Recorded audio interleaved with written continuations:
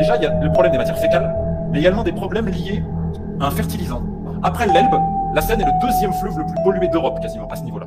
Il n'y avait pas de plan B. Tu te doutes bien que quand tu mets 1,4 milliard, tu peux pas passer pour une buse. Donc tu peux pas faire de plan B. Parce que si tu fais un plan B, les gens vont te dire, mais attends, c'est pas possible d'être aussi incompétent. Donc, il fallait faire un grand numéro de communication.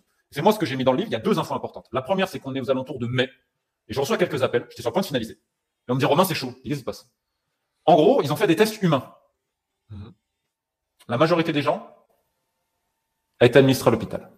Bon, alors si tu veux, on est en mai, donc je reçois cet appel-là et je me dis, puis confirmé par plusieurs sources, on a dit secret défense. Il faut surtout que personne soit au courant. Alors certains ont fait une visite de contrôle parce qu'ils avaient des doutes, et d'autres ont été intoxiqués. Mais attention, ça arrive assez souvent. Ils ont fait conditions réalistes en nager, comme s'ils allaient faire un entraînement. Je tiens à rappeler d'ailleurs, et ça c'est important pour que les gens comprennent, pour montrer la monstruosité du mouvement olympique, c'est qu'au championnat du monde de triathlon, ça s'est tourné en Angleterre l'année dernière à Sunderland, 57 athlètes ont été intoxiqués. Et à Rio déjà en 2016, des athlètes ont été intoxiqués. Est-ce que vous croyez que le CIO et la Fédération internationale de triathlon a dit quelque chose? Ah non. C'est là où on se rend compte que le bien-être et même la santé des athlètes passera toujours derrière la carte postale, la communication et les images. On est dans le show. Et maintenant, le deuxième point que je vais te noter. Donc, on est en mai. Et là, et c'est ce que j'expliquais, et c'est exactement ce qui s'est passé, c'est qu'ils se sont dit, bon, de toute façon, c'est pas grave. Au pire, on prendra les armes des Anglais, parce qu'il n'y avait pas de plan B. Tony Estanguet a dit un plan B, c'était fin juin, parce que le CO avait gueulé. En gros, on disait, bon, quand même, au cas où. Sinon, ils n'avaient pas de plan B, mais ils ne le voulaient pas. Et je te dis ce qui s'est passé. Ils ont dit, OK, on va faire une étude indépendante. Tu sais, les fameuses études indépendantes, c'est ce que tu dis dans ton introduction. Pas de contre-pouvoir. C'est-à-dire qu'on donne l'illusion d'un contre-pouvoir. Avec cette idée de dire une étude indépendante. Mais attendez, qui paye l'étude indépendante? Ah merde.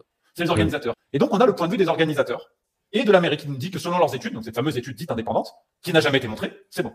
Le lendemain, on a Amélie Oudéa-Castéra qui va barboter, parce qu'elle a barboté au final. Le deuxième point aussi, c'est de se rendre compte que là, t'as France Info qui a même dit que c'était pas baignable. Et il faut revenir encore une fois à l'étude. Surfrider, les gens peuvent consulter en ligne ce que je dis. C'est-à-dire, actuellement, ils peuvent le checker. Donc là, ils peuvent fact-checker, j'ai presque envie de dire.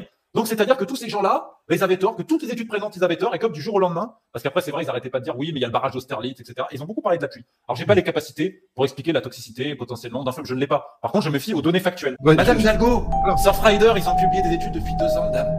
Ça n'a jamais été baignable.